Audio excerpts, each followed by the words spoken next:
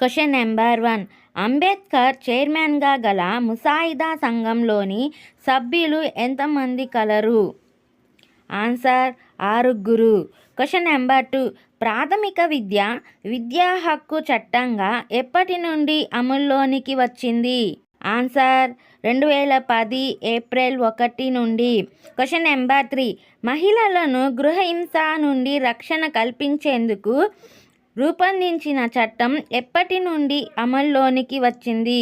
Answer 2006 October 26 నుండి. Question number 4.